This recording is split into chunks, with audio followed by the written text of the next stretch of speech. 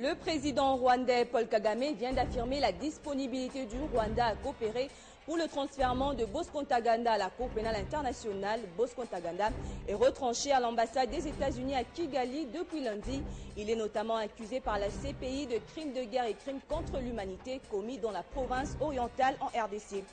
Et puis la Direction générale des impôts appelle les opérateurs économiques assujettis à l'impôt professionnel sur les bénéfices et profits à remplir leurs obligations fiscales. Et c'est ce 31 mars que prend fin le délai des déclarations de l'exercice comptable 2012. À suivre dans ce journal la communication du directeur chargé des grandes entreprises. Voilà tout pour les titres. Merci de nous recevoir chez vous. Le régime de Kigali acceptera-t-il de livrer Bosco Ntaganda à la Cour pénale internationale? Eh bien oui, le président rwandais Paul Kagame vient d'affirmer sa volonté de transférer le général déchu du M23 à la CPI pour l'ouverture de son procès. Pour mémoire, Bosco Ntaganda s'est retranché à l'ambassade des États-Unis à Kigali depuis lundi. Il est notamment accusé par la CPI de crimes de guerre et crimes contre l'humanité commis dans la province orientale. 3 jours depuis sa reddition, 3 jours après différentes réactions à ce sujet, le régime de Kigali vient enfin de s'inscrire dans la logique que tout le monde souhaitait. Celle du transfert de Bosco Ntaganda à la Cour pénale internationale, un processus qui semblait procédurier, d'autant plus que ni les États-Unis ni le Rwanda ne sont signataires du traité de Rome et donc n'étaient pas obligés. Et c'est ce matin que le président rwandais Paul Kagame a levé l'option. Nous allons travailler pour faire en sorte que tout ce dont l'ambassade américaine a besoin, en lien avec l'affaire Bosco Ntaganda, soit mis en œuvre aussi rapidement que possible. L'arrivée à l'ambassade américaine de Kigali de l'un des seigneurs de guerre les plus recherchés des Grands Lacs a surpris nombre d'experts de la région. Selon les États-Unis, il a lui-même demandé à être envoyé devant la CPI.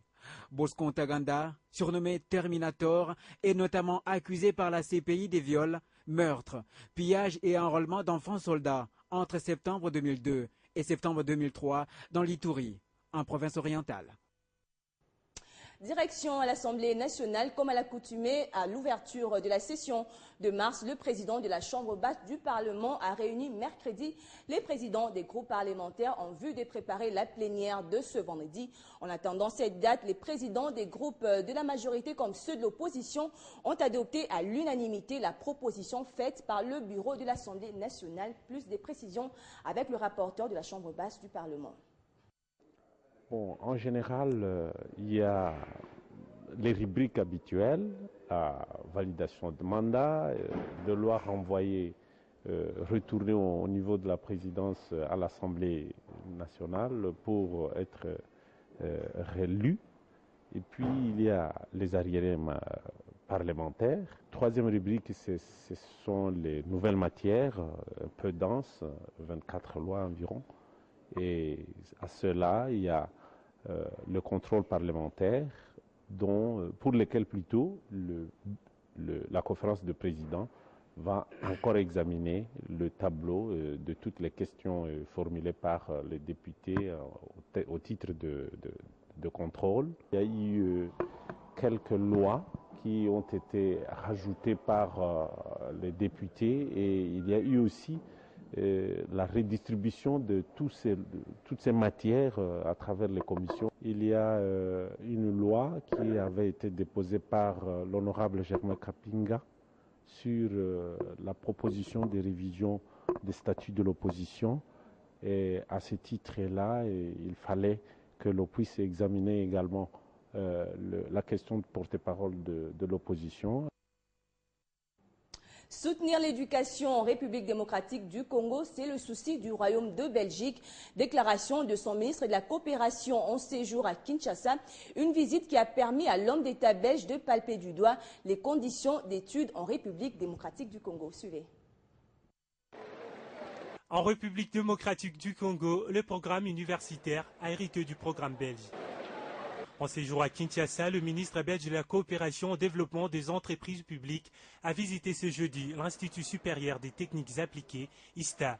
Objectif, palper du doigt les réalités de cet institut dans le domaine des nouvelles technologies de l'information et de la communication qui bénéficient de l'appui du projet AETFP et CTB.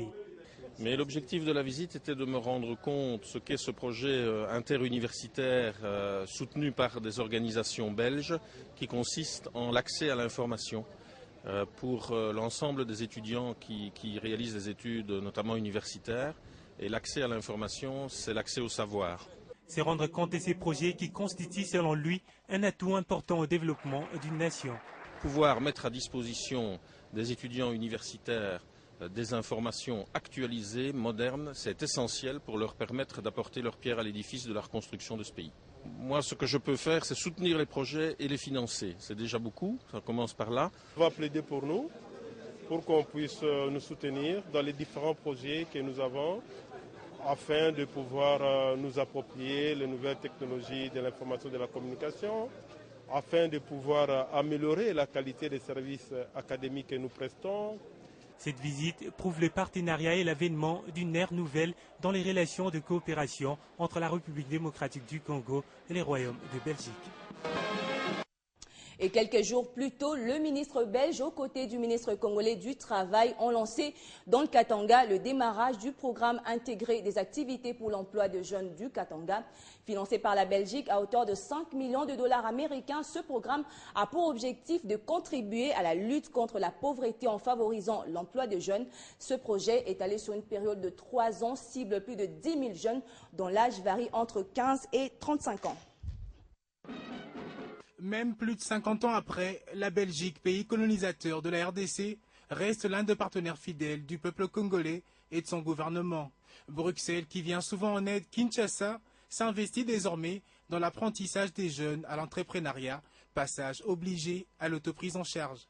C'est ce qui explique le séjour ici, dans la ville de Lubumbashi, de Jean-Pascal Habile, ministre belge de la coopération, venu rendre effectives les activités de la promotion de l'emploi des jeunes pour cette province du Katanga. C'est ici, dans la salle de l'Assemblée provinciale du Katanga, devant différentes personnalités membres du gouvernement, dont le ministre du Travail, qu'a été expliqué ce projet. En somme, il vise le renforcement de capacités entrepreneuriales des jeunes et la facilitation de l'accès aux services financiers et non financiers. En outre, le projet entend assurer la promotion de l'emploi des jeunes qui sortent des cycles d'éducation et de formation professionnelle. C'est ainsi que le ministre belge a profité de sa présence pour visiter les installations de l'Institut national de préparation professionnelle de Lubumbashi. Sur place, l'homme d'État belge a été émerveillé par l'organisation et le fonctionnement de cet établissement qui possède les outils de pointe pour la formation professionnelle de qualité au bénéfice de la population katangaise. Comme au Katanga, au Maniema également, ça bouge du côté de l'emploi. Le gouverneur Tutu Saloumou vient de lancer un appel à candidature à 2 postes, celui du directeur général et du directeur général adjoint de la direction générale de recettes de sa province. Le mandat est de 3 ans renouvelable et les candidats seront affectés dans la ville de Kindu. Mais quel est le profil attendu des candidats? Réponse dans cet élément. Un diplôme de licence, des connaissances générales solides permettant de diriger avec compétence, les qualités morales irréprochables, ce sont là les qualifications et compétences que doivent posséder les candidats dont la nationalité requise est congolaise. Plusieurs fonctions et responsabilités seront attribuées aux candidats, notamment assurer le commandement, la prévision, l'organisation et le contrôle au sein de cette direction, mais aussi sauvegarder la tradition administrative et la discipline pour le directeur général. Et le directeur général adjoint tâchera d'assister le directeur général dans l'exercice de ses fonctions, ainsi que décider dans toutes les matières lui déléguées par le directeur général. Les dossiers des candidats qui doivent être adressés au gouverneur de la province du Maniema et déposés à son cabinet de travail devront comprendre entre autres une lettre de motivation, un curriculum vitae détaillé, tout autre document renseignant sur la carrière du candidat et bien d'autres. Et la date limite du dépôt de candidature est fixée pour le 30 mars 2013. Retenez aussi que les dossiers seront également déposés aux adresses e-mail info@gouvernoratmaniema.cd ou gouvernoratmaniema@yahoo.fr. Les candidatures féminines sont vivement encouragées. Et puis un mot sur la fiscalité. Dans ce journal, les contribuables assujettis à l'impôt professionnel sur les bénéfices et profits sont appelés à déposer leur déclaration de l'exercice comptable de 2012 le 31 mars prochain. Mais puisque cette échéance intervient un dimanche, la Direction générale des impôts les invite à prendre les dispositions utiles pour s'acquitter de cette obligation au plus tard le vendredi 29 mars 2013. Et à ce sujet, je vous propose d'écouter ici le directeur des grandes entreprises. C'est un rappel à tous les contribuables assujettis à l'impôt professionnel sur les bénéfices et profits et conformément à la législation en vigueur, la date limite de dépôt de leur déclaration de l'exercice comptable 2012 est fixée au 31 mars 2013. Mais étant donné que cette échéance tombe un dimanche, ils sont invités à prendre des dispositions utiles pour s'acquitter de cette obligation au plus tard le vendredi 29 mars 2013. Ce sont les contribuables sous la gestion de la direction des grandes entreprises, qui est ma direction que vous connaissez, ainsi que les contribuables gérés par les centres des impôts, et à savoir les centres des impôts de Lubumbashi, les centres des impôts de Kinshasa, les centres des impôts de Goma, ainsi que celui de Matadi.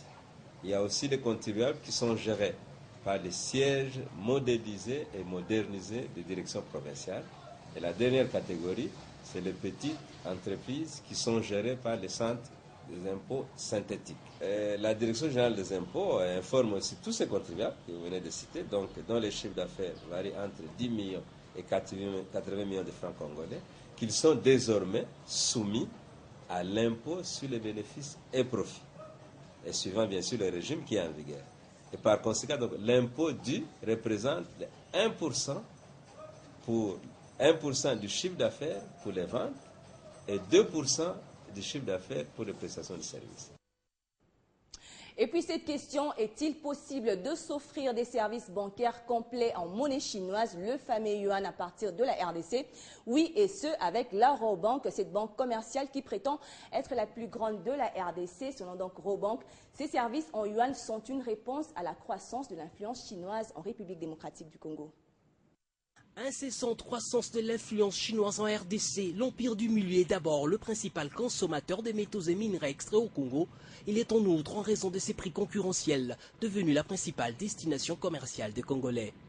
Quoi donc de plus normal que de répondre à cette influence de la Chine sur la RDC par un ensemble des services bancaires en yuan, la devise chinoise. C'est justement ce que fait dorénavant Robank.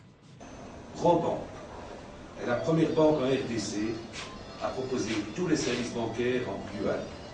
Les services compris dans cette offre incluent l'ouverture d'un compte en renminbi, l'achat et la vente de renminbi, les transferts internationaux en renminbi et des crédits en renminbi, voire aussi du crédit documentaire en renminbi aussi bien à l'importation qu'à l'exportation. Service complet en yuan, on a compris, ce produits innovants seront ouverts aux hommes d'affaires congolais aussi bien chinois qui bénéficieront pour la liquidation des transactions transfrontalières en yuan des services de la Bank of China. Il y a de plus en plus de Chinois, je crois qu'il y en a à peu près 15 000 ici au Congo, qui sont basés en RDC pour travailler dans les entreprises minières. Ceux-ci aspirent à recevoir ou à rentrer chez eux avec des yuan. Ça pourrait être aussi bien des yuan cash au lieu du dollar, mais ça peut être aussi une carte de débit exprimée en yuan. Dernière innovation Robank, le service bancaire en yuan qui vient se greffer à la gamme de produits et services de pointe de Robank réaffirme son engagement à participer à la modernisation des offres bancaires en RDC. Parlons énergie à présent. Petit à petit, l'électricité commence à devenir une réalité dans certaines localités de l'intérieur du pays, longtemps dans le noir. C'est le cas de la collectivité de Kaziba au sud Kivu qui vient d'être électrifiée totalement. Et c'est le président de la République, Joseph Kabila, qui a financé ce projet local initié par les notabilités de ce village. La population de ce coin a remercié le chef de l'État au travers le député national Norbert Bachengezi qui y était dans le cadre de ses vacances parlementaires. Il a fallu 28 ans pour que la population de la collectivité de Kaziba au sud Kivu voie à nouveau la lumière.